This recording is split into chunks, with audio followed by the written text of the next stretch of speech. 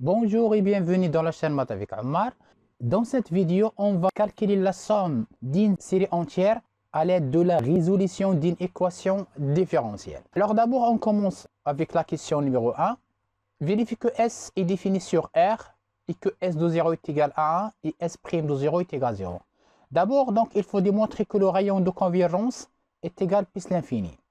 On a S de x est égal sigma n allant de 0 jusqu'à plus l'infini de x à la puissance 3n sur 3n tout factoriel. Donc ici, nous avons x à la puissance 3n. Donc on n'a pas le droit d'appliquer la règle d'Alembert directement puisque nous n'avons pas x à la puissance n. Donc ça est égal sigma n allant de 0 jusqu'à plus l'infini x à la puissance 3 tout à la puissance n sur 3n factoriel. On pose t est égal x à la puissance 3. Donc, s de x est égal sigma n allant de 0 jusqu'à plus l'infini t à la puissance n sur 3n tout factoriel. Alors, on va calculer maintenant le rayon de convergence de la série sigma t à la puissance n sur 3n tout factoriel. On pose an est égal 1 sur 3n tout factoriel. On a la valeur absolue de an plus 1 sur an est égal 1 sur 3 facteurs n plus 1 tout factoriel fois l'inverse de an, c'est 3n tout factoriel. Donc ça est égal 3n tout factoriel sur 3n plus 3 tout factoriel. En simplifiant par 3n factoriel, donc il reste 1 sur 3n plus 3 facteur 3n plus 2 facteur 3n plus 1. Donc la valeur absolue de an plus 1 sur an est équivalent quand n tend vers plus l'infini à 1 sur 3n tout à la puissance 3, donc c'est 27 n à la puissance 3. Et 1 sur n à la puissance 3 tend vers 0, donc ça tend vers 0 quand n tend vers plus l'infini. Ce qui implique que la limite quand n tend vers plus l'infini de la valeur absolue de an plus 1 sur an est égale 0. Donc, le rayon de convergence de la série sigma an t à la puissance n est 1 sur 0 par convention, c'est plus l'infini. Et ça implique que la série sigma an t à la puissance n converge absolument, quel que soit t appartient à R. Et puisque t c'est x à la puissance 3, donc la série sigma an x à la puissance 3n converge absolument, quel que soit x appartient à R. Et ça implique que le domaine de définition de la fonction ds est égal à R. Maintenant, on va calculer s de 0 et s' de 0. On a ds, le domaine de définition de s est égal à R. Donc, quel que soit x appartient à R, s de x est égal somme n allant de 0 jusqu'à plus l'infini, x à la puissance 3n sur 3n tout factoriel. Alors, je remplace n par 0. On aura ici x à la puissance 0 par convention, c'est 1. Et 3 fois 0 factoriel, c'est 0 factoriel, c'est 1. Donc, le terme constant, c'est 1, plus sigma n allant de 1 jusqu'à plus l'infini, x à la puissance 3n sur 3n tout factoriel. Lorsqu'on remplace n par 1, on retrouve x à la puissance 3. Donc, le terme constant, c'est 1. Ça implique que s de 0 est égal à 1. Et on a la fonction s est dérivable sur R, et quel que soit x appartient à R, s' de x, c'est sigma n allant de 1 jusqu'à plus l'infini, et je dérive la série terme par terme, donc on aura 3n fois x à la puissance 3n moins 1 sur 3n factoriel. J'ai commencé à partir de 1 puisque la dérive du terme constant est égale à 0. Lorsqu'on remplace n par 1, on aura x à la puissance 2. Donc le terme constant, ici c'est 0. Donc ça implique que s' de 0 est égal à 0, car le terme constant dans la série est nul. Donc, on a démontré que S est défini sur R et S de 0 est égal à 1 et S' de 0 est égal à 0. Passons maintenant à la question numéro 2. Soit l'équation différentielle E, bien sûr E avec second membre, c'est l'exponentielle de X. Cherchez les solutions de E. D'abord, on doit résoudre l'équation différentielle sans second membre. Y second de X plus Y prime de X plus Y de X est égal à 0. Puisque les coefficients sont constants, donc on va résoudre cette équation à l'aide de l'équation caractéristique. L'équation caractéristique est R au carré plus, je remplace Y' par R, et la constante ici, plus 1, est égale 0. Delta est égal B au carré, donc c'est A au carré, moins 4 fois A fois C. Donc si 1 moins 4 est égal moins 3, donc delta est négatif. Donc l'équation admet deux solutions complexes. Donc ça c'est racine carrée de 3 i t au carré. Donc R1 est égal moins B, donc c'est moins 1 plus racine carrée de 3 de i sur 2 est égal moins 1 demi plus racine carrée de 3 sur 2 i. Et R2 est égal moins 1 moins racine carrée de 3 i sur 2, donc est égal moins 1 demi moins racine carrée de 3 sur 2 fois i. Donc, on va noter cette équation E1. Donc, les solutions de E1 sont y de x est égal. La partie réelle, c'est moins 1 demi. Donc, c'est l'exponentielle moins 1 demi x facteur alpha cosinus racine carrée 3 sur 2x plus bêta sinus racine carrée 3 demi x. Avec alpha bêta, ce sont des constantes dans R. Maintenant, on va chercher une solution particulière de l'équation E. Alors, il faut voir la forme des seconds membres. On a le second membre et sous la forme exponentielle de 1 fois x. Et puisque 1 n'est pas une solution de l'équation caractéristique, donc il suffit de chercher une solution particulière de la forme lambda fois exponentielle de x. Alors je remplace lambda exponentielle de x dans l'équation E. Donc on aura lambda exponentielle de x seconde plus lambda exponentielle de x prime plus lambda exponentielle de x est égal exponentielle de x. Équivalent, la dérive de l'exponentielle de x, c'est exponentielle de x elle-même. Donc on aura 3 lambda exponentielle de x est égal exponentielle de x. Exponentielle de x est toujours non nul. Je peux simplifier par exponentielle de x. Donc on aura lambda, c'est un tiers. Donc la fonction x a pour image un tiers exponentielle de x est une solution particulière de E. Alors, les solutions de l'équation E s'écrivent sous la forme exponentielle moins 1 demi x facteur alpha cosinus de racine carrée de 3 demi x plus bêta sinus de racine carrée de 3 sur 2x plus un tiers exponentielle de x. Avec alpha bêta, ce sont des constantes dans R. Alors maintenant, on va vérifier que S est une solution de l'équation E. On a d'abord S de x, c'est sigma n allant de 0 jusqu'à plus l'infini, x à la puissance 3n sur 3n factoriel, quel que soit x appartient à R. Et l'équation différentielle E, c'est y seconde de x plus y prime de x plus y de x est égal l'exponentielle de x. Soit x appartient à R, on sait que la fonction S est une fonction de classe C infinie sur R, donc je peux dériver une infinité de fois. Donc on a déjà calculé S' dans la question numéro 1. Le terme constant ici, c'est 1, donc lorsqu'on dérive, donc on doit démarrer de 1 jusqu'à plus l'infini. Et maintenant je peux dériver terme par terme.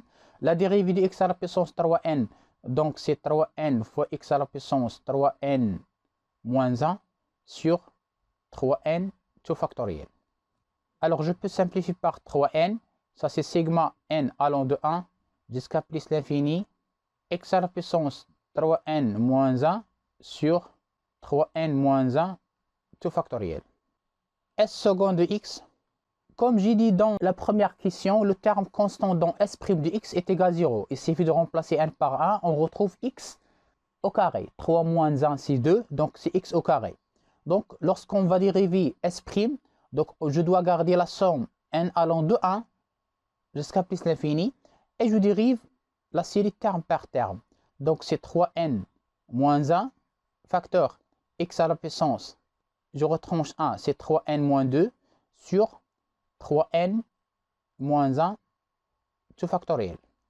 Je simplifie par 3n moins 1, donc c'est sigma n allant de 1 jusqu'à plus l'infini, x à la puissance 3n moins 2 sur 3n moins 2 tout factoriel.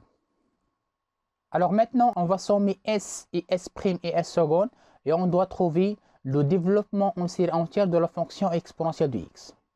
Donc, on a S seconde de x plus S' de x plus S de x. Je vais nommer ça J de x, et on doit démontrer que J de x, c'est exactement exponentielle de x. Je remplace S seconde de x par son développement en série entière, c'est sigma n allant de 1 jusqu'à plus l'infini, x à la puissance 3n moins 2 sur 3n moins 2 tout factoriel. S', c'est aussi la somme sigma n allant de 1 jusqu'à plus l'infini, x à la puissance 3n moins 1 sur 3n moins 1 factoriel. Et S, c'est sigma n allant de 0 jusqu'à plus l'infini, x à la puissance 3n sur 3n factoriel. Alors, je vais faire un changement d'indice. À la place de n, je mets n plus 1. Alors, on aura x à la puissance 3 facteur n plus 1 moins 2 sur 3 facteur n plus 1 moins 2. Donc, c'est 3n plus 3 moins 2. Tout factoriel. Donc, je dois diminuer la valeur de n par 1. Donc, n allant de 0 jusqu'à plus l'infini. Et de même, je vais remplacer n par n plus 1. Donc, la somme va démarrer de 0 jusqu'à plus l'infini. 3 facteur n plus 1. Donc, c'est x à la puissance 3n plus 3 moins 1 sur 3n plus 3 moins 1, c'est 3n plus 2. Tout factoriel plus somme n allant de 0 jusqu'à plus l'infini, x à la puissance 3n sur 3n factoriel. Donc, c'est sigma n allant de 0 jusqu'à plus l'infini, x à la puissance 3n plus 3 moins 2, c'est 3n plus 1 sur 3n plus 1 factoriel, plus sigma n allant de 0 jusqu'à plus l'infini, x à la puissance 3n plus 2 sur 3n plus 2 tout factoriel, plus la somme n allant de 0 jusqu'à plus l'infini, x à la puissance 3n sur 3n tout factoriel. Les trois séries convergent. Donc, on peut regrouper les trois séries dans une même série. Sigma n allant de 0 jusqu'à plus l'infini, x à la puissance 3n sur 3n tout factoriel, plus x à la puissance 3n plus 1 sur 3n plus 1 tout factoriel, plus x à la puissance 3n plus 2 sur 3n plus 2 factoriel. Or, quel que soit k appartient à n, il existe un n appartient à n étoile. tel que k est égal 3n, c'est-à-dire que k c'est un multiple de 3, ou k est égal 3n plus 1, ou k est égal 3n plus 2. C'est-à-dire que la division euclidienne de k sur 3, soit elle est exacte, c'est-à-dire que le reste est égal à 0, soit le reste est égal à 1, soit le reste est égal à 2. Donc, s second de x plus s' de x plus s de x est égal sigma k allant de 0 jusqu'à plus l'infini de x à la puissance k sur k factoriel. Et ça n'est autre que le développement en série entière de la fonction exponentielle de x. Puisque x à la puissance k sur k factoriel, je peux remplacer k par 3n ou 3n plus 1 ou 3n plus 2. Donc on va retrouver cette somme-là. Donc ça c'est exactement l'exponentielle de x. Donc S est une solution de l'équation E. Donc S est une solution de E. Alors maintenant on va déduire la valeur de la somme S de x sur R. On a la fonction S est définie sur R. Donc soit x appartient à R. On a d'abord S est une solution de l'équation E. On sait que chaque solution de l'équation E s'écrit sous cette forme-là. Donc, il existe un alpha et bêta appartient à R tel que S de x prend cette forme. Donc, il existe alpha, bêta de constantes dans R tel que S de x c'est exponentielle moins 1 demi x facteur alpha cosinus racine carrée de 3 demi x plus bêta sinus racine carrée de 3 demi x plus 1 tiers exponentielle de x. De plus, on a S de 0 est égal à 1 et S' de 0 est égal à 0. Je remplace x par 0 dans l'expression de S. Donc on aura 1 est égal exponentielle de 0 c'est 1, cosinus de 0 c'est 1, donc c'est alpha, sinus de 0 c'est 0, plus 1 tiers. Donc ça équivalent à alpha est égal 1 moins 1 tiers, donc alpha c'est 2 tiers. Et je dérive S de x, donc nous avons un produit ici. La dérivée de l'exponentielle moins 1 demi x c'est moins 1 demi exponentielle moins 1 demi x, facteur alpha cosinus racine carrée 3 demi x plus bêta sinus racine carrée 3 demi x, puis je garde l'exponentielle moins 1 demi x et je dérive l'autre facteur. Donc la dérivée de cosinus c'est moins sinus, donc c'est moins racine carrée 3 demi alpha sinus de racine carrée 3 demi x plus la dérivée de sinus c'est cos, donc racine de 3 demi bêta cos racine 3 demi x. La dérivée de 1 tiers exponentielle de x, c'est 1 tiers exponentielle de x. Et maintenant, je remplace x par 0. S' de 0 est égal. Donc, on aura moins 1 demi fois cosinus de 0, c'est 1. Donc, il reste alpha. Sinus de 0, c'est 0. Exponentielle de 0, c'est 1. Donc, il reste que plus racine 3 demi bêta plus 1 tiers est égal à 0 puisque S' de 0 est égal à 0. Donc, on a une autre équation à résoudre. Nous avons déjà la valeur de alpha. Donc, je remplace alpha par 2 tiers. Donc, c'est moins 1 demi fois 2 tiers plus racine carrée de 3 demi bêta plus 1 tiers est égal à 0. En simplifiant par 2, donc on aura racine 3 demi bêta plus 1 tiers moins 1 tiers est égal à 0. Donc, ça implique que racine 3 demi bêta est égal à 0. Donc, bêta est égal à 0. Donc, quel que soit x appartient à R, S de x, la somme de la série entière, est égale exponentielle moins 1 demi x fois alpha c 2 tiers cosinus de racine carré de 3 demi fois x plus 1 tiers exponentielle de x. Donc ça c'est 2 tiers exponentielle moins 1 demi x fois cosinus racine carrée de 3 demi x plus 1 tiers exponentielle de x. Voilà, cette vidéo touche à sa fin. Merci de l'avoir suivi. À la prochaine vidéo. Au revoir.